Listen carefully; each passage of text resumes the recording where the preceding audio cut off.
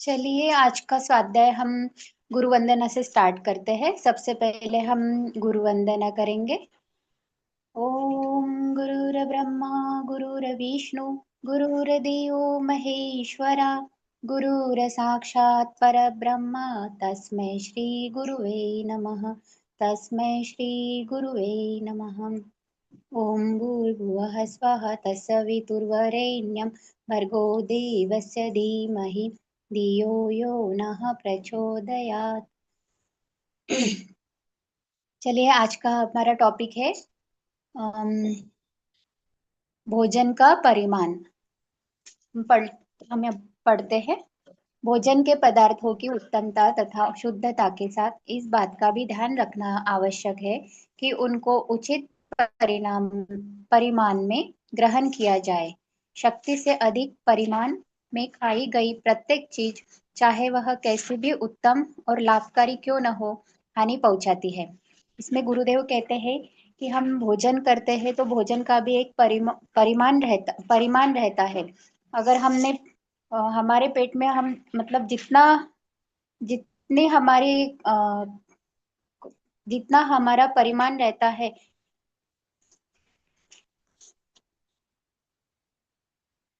भोजन, हाँ, सॉरी, हाँ, एक मिनट।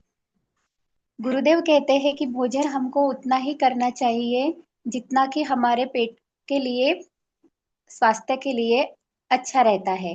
कभी कभी हम कभी कभी ऐसा हो जाता है कि हम मतलब ज्यादा खा लेते हैं। शक्ति से, हमारी पेट की शक्ति से अधिक खाते हैं। और कोई कोई चीज टेस्टी रहती है या कोई अच्छा लगता, कुछ हमको बहुत अच्छा लगता है, तो कभी कभार ऐसा हो जाता है कि हम जरूरत से, हमारे पेट की जरूरत से ज्यादा खा लेते हैं। तो इसलिए गुरुदेव कहते हैं कि उसका भी एक परिमाण होना चाहिए जो कि हमारे लिए अच्छा है। इस संबंध में गरीब लोगों को तो विशेष कठिनाई नहीं होती, क्योंकि उनको प्राय पेट भर रोटी मिलना भी एक समस्या होती है। पर मध्यम श्रेणी के तथा धनवान लोगों को इस विषय में अवश्य ध्यान रखना चाहिए। गरीब लोग रहते हैं तो गरीब लोगों के पास खाने के लिए इतने चॉइसेस नहीं रहती है, या उनके घर में उतना ज्यादा नहीं बन पाता। तो वो लोग, उन लोगों के लिए तो कोई दुविधा की बात मतलब उन लोगों के लिए कोई इसकी बात नहीं है कि वो जो भी खाते हैं वो अच्छा, मतलब ठीक ठाक खा ले। मैं मराठी में बात करती। हेलो। चालेल चालेल. हो हो, चालेल. हा, गुरुदेवांचं म्हणणं आहे की आपल्या पोटाला जेवढा आवश्यक असते, पोटाची पण एक लिमिट असते, की जे आपल्याला कुठलीही गोष्ट, नाही तर आपण असं करतो की जे आपल्याला खूप एखादा पदार्थ खूप आवडतो आणि तो आपण खूप जास्त प्रमाणात खातो. कधी कधी असं होते जबरदस्तीने खाल्ला जाते, आवडते म्हणून खातो, किंवा कोणी कोणी जबरदस्तीने खाण्यास मजबूर करते म्हणून खातो. पण ते खाल्ल्याने आपल्या अं, शरीराला किंवा पोटाला त्रास होऊ शकतो. म्हणून गुरुदेव म्हणतात की गरीब लोकांकडे तर काही ऑप्शन्स नसतं, ते त्यांना तर बिचाऱ्यांना दोन वेळेची दोन वेळेचे भाजी पोळीचं जेवण म्हणा किंवा काही पण जेवण सुद्धा कोणाकोणाला मिळत नाही. तर अशा लोकांसाठी काही मोठी गोष्ट नाही आहे. पण जे मध्यम वर्गीय किंवा श्रीमंत लोक असतात, त्या लोकांना, त्या लोकांसाठी त्या लोकांना खाण्याच्या बाबतीत लिमिट नसते, किंवा कोणी कोणी लिमिट पाळत नाही. आणि कधी कधी असं होतं की पोटाला जेवढं लागतं त्याच्यापेक्षा जास्त प्रमाणात त्या गोष्टी खाल्ल्या जातात, आवडत्या वस्तू. त्यामुळे त्यामुळे आपल्या शरीराला त्रास होऊ शकतो। स्वाद के कारण अथवा दूसरे लोगों के आग्रह से वे प्राय पेट की आवश्यकता से अधिक खा जाते हैं, जो स्वास्थ्य की निगाह से हानिकारक है। तर तेच म्हटलेलं आहे की जबरदस्तीने ज्या गोष्टी, स्वादिष्ट वस्तू असतात, ज्या आपल्याला खूप आवडतात, त्या जबरदस्तीने खाल्ल्या जातात, त्याच्यामुळे आपल्या शरीराला त्या हानिकारक ठरतात। अनेक बार भरपेट भोजन कर लेने के पश्चात कोई फल, मिठाई या चटपटी चीज इन मित्रों के आग्रह से इष्ट मित्रों के आग्रह से अधिक मात्रा में खा लेनी पड़ती है और बाद में पेट भारी होने की शिकायत की जाती है. कधी कधी असं होतं की मित्रांच्या जबरदस्तीमुळे किंवा जेवण झाल्यानंतर मिठाई खातो, चटपटी चीजे खातो आपल्याला आवडणाऱ्या, तर त्यामुळे काय होऊ शकतं,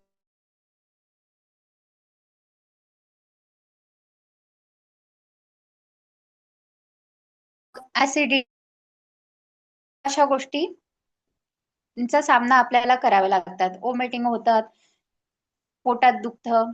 आजकाल तर छोट्या छोट्या मुलांना सुद्धा ऍसिडिटीच्या आपण बघतो की छोट्या छोट्या मुलांना सुद्धा ऍसिडिटीचे त्रास होऊ शकतात.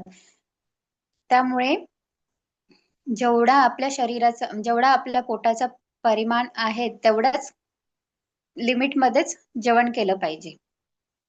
इस संबंध में भोजन विशेषज्ञों ने जांच पड़ताल करके यह सिद्धांत निकाला है कि साधारण मनुष्य को अपने वजन के 160वें भाग के बराबर आहार एक दिन में ग्रहण करना चाहिए.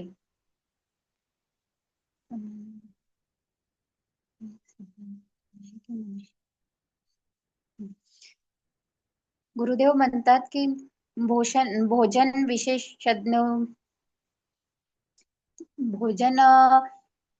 विशेषज्ञांनी ची जांच पडताळ केलेली आहे आणि त्यावरून सिद्धांत काढला आहे की मनुष्याला आपल्या वजनापेक्षा 160 भागच्या बरोबर आहार एका दिवसामध्ये ग्रहण केला पाहिजे. पर इसमें कम मेहनत और ज्यादा मेहनत का काम करने वाले लोगों की दृष्टि से बहुत अंतर पड़ता है. इस प्रकार यह कहा गया है कि जो लोग बहुत कम शारीरिक परिश्रम करते हैं उनको 8 छटाक, जो साधारण श्रम करते हैं उनको 10 छटाक, और जिनको कठिन परिश्रम करना पड़ता है उनको 12 छटाक तक आहार ग्रहण करना चाहिए. गुरुदेव कहते हैं कि सबका जो स्टेमिना है काम करने का वो सबका अलग अलग होता है. जैसे कि कोई हम्म, हम लोग घर में रहते हैं, हमको कुछ ज्यादा काम नहीं रहता, तो हमारे हिसाब से हम लोगों का खाना है तो हमारे हमारे हिसाब से 8 छटक होना चाहिए, बहुत कम परिश्रम करने वालों का. कोई लोग हैं जो साधारण श्रम करते हैं तो उनको 10 छटक 10 छटक तक जिनको उनको 10 छटक तक भोजन ग्रहण करना चाहिए. और जो बहुत परिश्रम करते हैं, जैसे हम बाहर देखते हैं कि जो लोग दिन भर काम करते रहते हैं, जैसे रोड पे काम करने वाले या बाहर कोई भी बहुत मतलब गरीब लोग जो रहते हैं, मजदूर लोग, लेबर लोग, उनको बहुत परिश्रम करना पड़ता है.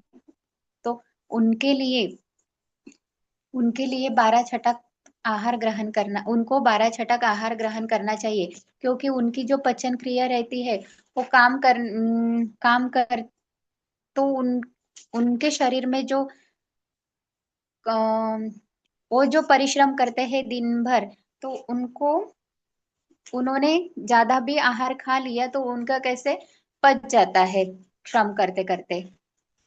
अगर उन्होंने कम आहार खा लिया तो शायद उनको थकवा आ सकता है या कुछ अम, ऐसा उनको लग सकता है थकवे जैसे. लेकिन हर गुरुदेव कहते हैं कि हर इंसान को अपने हिसाब से अपने परिश्रम के हिसाब से खाना चाहिए. अगर हम घर बैठे बैठे खा लेते हैं और खाना खाने के बाद सो जाते हैं, कोई काम नहीं करते, तो हमारा पचन अन्न पचन कैसे होगा, खाना हजम ही नहीं होगा.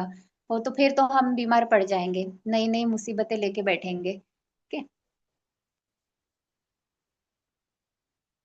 सबसे मुख्य बात यह है कि भोजन रुचि और शारीरिक परिस्थिति के अनुसार इतना ही किया जाए जिससे पेट में भारीपन का अनुभव न हो.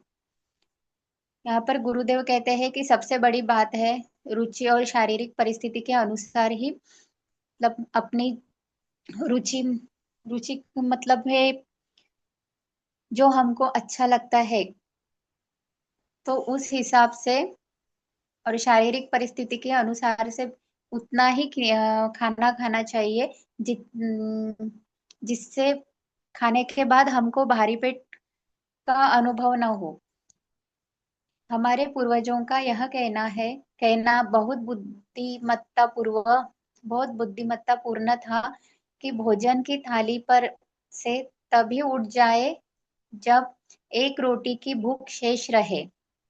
गुरुदेव कहते हैं कि पूर्वज लोग थे, पुराने हमारे बुजुर्ग थे, उनका कहना था कि हमको भोजन करने के बाद भोजन तभी मतलब तभी उठ जाना चाहिए थाली से जितना कि हमारे अंदर कुछ एक रोटी की या कुछ भूख आधी अधूरी हो तभी उठ जाना चाहिए।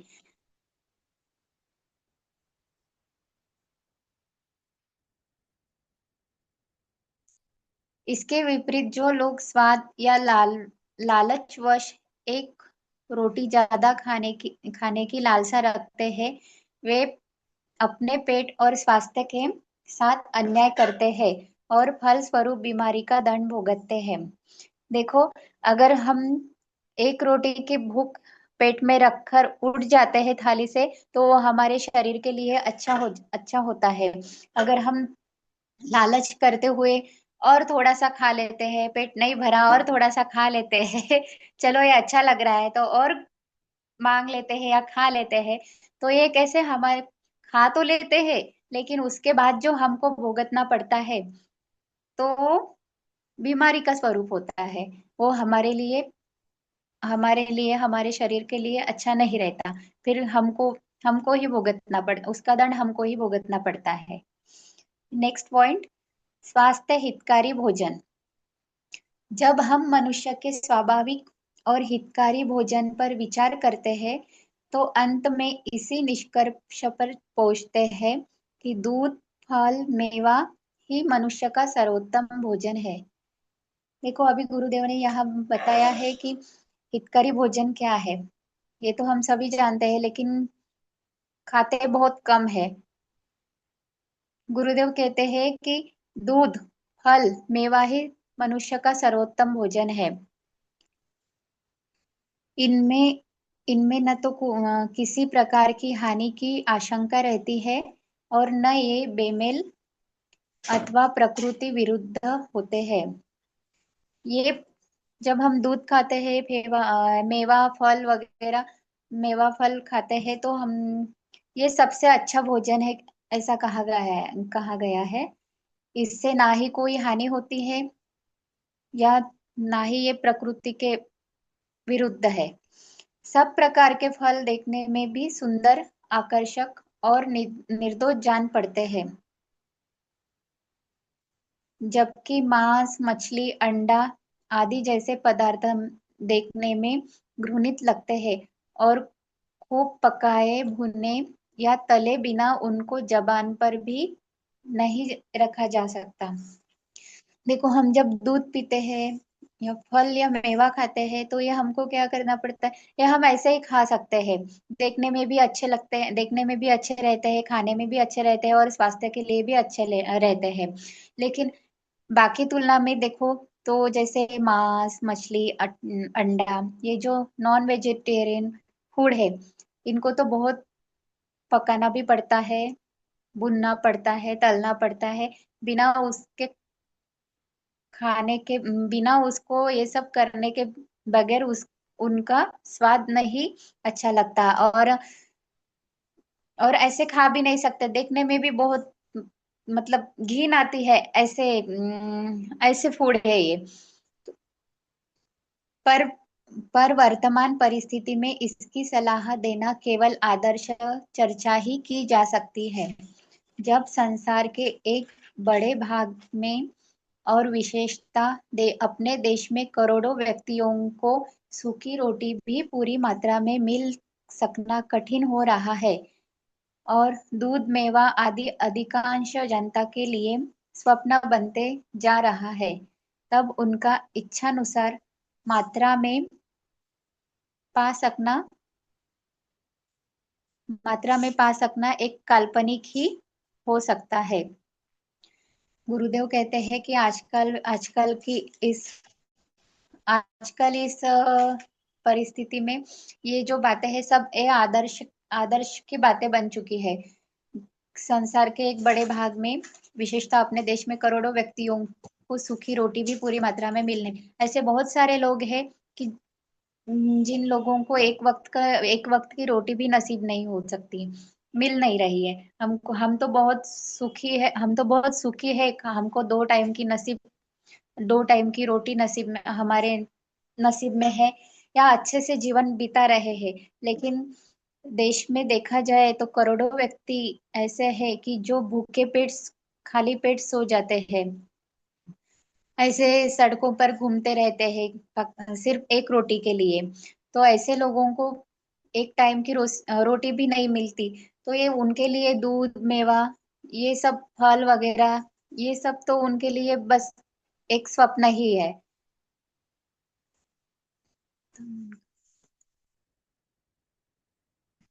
उनकी तो बस इच्छा ही रह जाती है, स्वप्न ही रह जाता है ये सब खाने की बातें।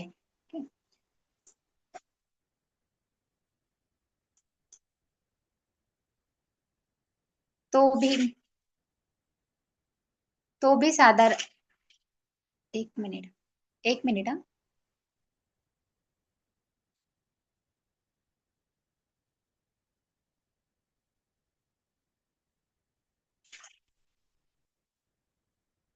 तो भी साधारण श्रम करते हैं। एक मिनट, स्वर है नहीं है।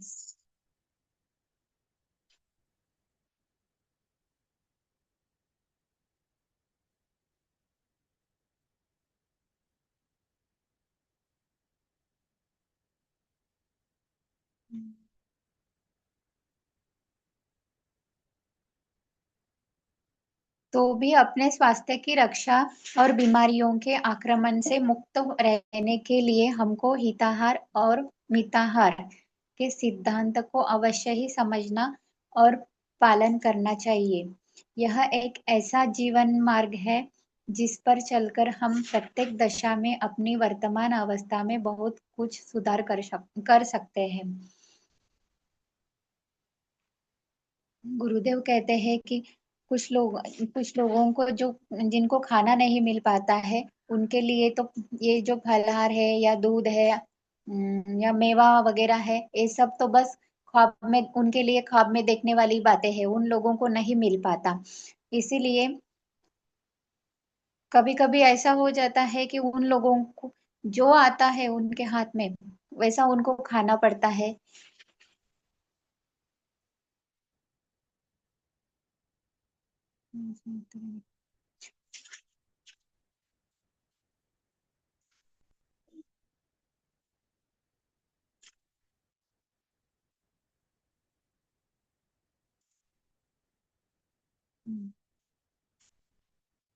हिता अपने स्वास्थ्य की रक्षा और बीमारियों के आक्रमण से मुक्त रहने के लिए हमको हिताहार और मिताहार के सिद्धांत को अवश्य ही समझना और पालन करना चाहिए।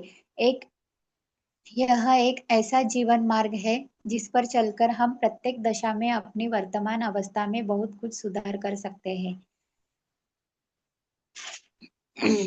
गुरुदेव कहते हैं कि हमको हिताहार और मिताहार के सिद्धांत का पालन करना चाहिए, उस समझना चाहिए, ताकि हम एक ऐसा जीवन मार्ग चुन सके या ऐसी दिशा में चल सके जिसका हमें, मतलब आज की परिस्थिति में हम कुछ उसमें सुधार ला सकते हैं। हिताहार और मिताहार का सारांश यही है कि हम सदा शुद्ध और सात्विक भोजन ही ग्रहण करें और राजसी तथा तामसी भोजन से बचकर रहे। हिताहार और मिताहार का यहाँ पे हिताहार और मिताहार का सारांश गुरुदेव बताते हैं कि शुद्ध और सात्विक खाना ही हमको खाना चाहिए, ताकि ये जो राजसी और तामसी भोजन है, मतलब चटर पटर खाना, बाहर का खाना, मिर्च मसाला डालकर खाना, ये जो खाना है, ये खाना हमको नहीं खाना चाहिए। हमको सादा सादा आहार, जैसे दाल चावल रोटी सब्जी, सादा आहार खाना चाहिए। इन इन तीनों प्रकार के भोजनों का वर्णन गीता जैसे महान ग्रंथ में भी स्पष्ट रूप से किया गया है। इसका तात्पर्य यही है कि जो लोग अपने शारीरिक और मानसिक स्वास्थ्य की रक्षा करना चाहते हैं और उनके द्वारा आत्म कल्याण के लिए प्रयत्नशील होने की अभिलाषी है, उनको सदैव ऐसे खाद्य पदार्थ ग्रहण करने चाहिए जो शरीर के लिए पोषक और पुष्टिकर्ता हो और साथ ही अनुत्तेजक तथा सद्वृत्तियों की रक्षा करने वाले भी हो। गुरुदेव कहते हैं कि गीता में भी ऐसे सात्विक आहार का वर्णन किया गया है। जो जिन लोगों को बीमारियों से बचना चाहिए, या हम अभी अगर हम देखा जाए तो, मैंने ये मेरा अनुभव है, जितने हम ज्यादा स्पाइसी खाना खाएंगे या ऐसे तामसी या राजसी खाना खाएंगे, चटर पटर बाहर का इधर उधर मिर्च मसाले वाला जितना हम खाना खाते हैं, तो उतना हमारा दिमाग भी बहुत तेज होता जाता है। इसलिए हमको शांत दिमाग रखना चाहिए। हमको शारीरिक दृष्टि से भी हमारा स्वास्थ्य, शारीरिक और मानसिक दृष्टि से भी हमारा स्वास्थ्य अगर अच्छा रखना हो, तो हमें सादा सात्विक भोजन ही खाना चाहिए। जो व्यक्ति ऐसे पदार्थों को, चाहे वे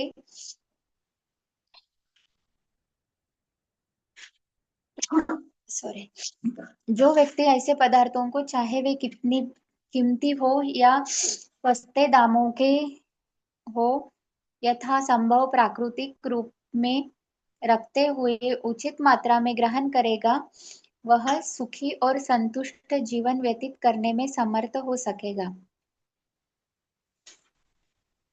गुरुदेव कहते हैं, जो व्यक्ति ऐसे ऐसे पदार्थों को निग्लेक्ट करेगा, मतलब नहीं खाएगा, चाहे वो कीमती हो या कुछ हो, ऐसे जो ऐसे पदार्थों को नहीं ग्रहण करेगा, तो उनका जीवन संतुष्ट हो जाएगा, मतलब संतुष्ट जीवन व्यतीत करने में समर्थ हो जाएगा। उदाहरणार्थ, अमीर अमीर आदमी अगर सेव, अंगूर, अनार, मक्खन आदि कीमती वस्तुओं का प्रयोग कर सकते हो, तो सामान्य स्थिति वाला भी गाजर, टमाटर, आंवला, मूंगफली, खजूर, पालक, चौराई, लौकी आदि आदि शाक तरकारी का व्यवहार करके वैसा ही लाभ उठा सकते हैं। इन पदार्थों को भी शरीर की आवश्यकता अनुसार कम मात्रा में ही लिया जाएगा।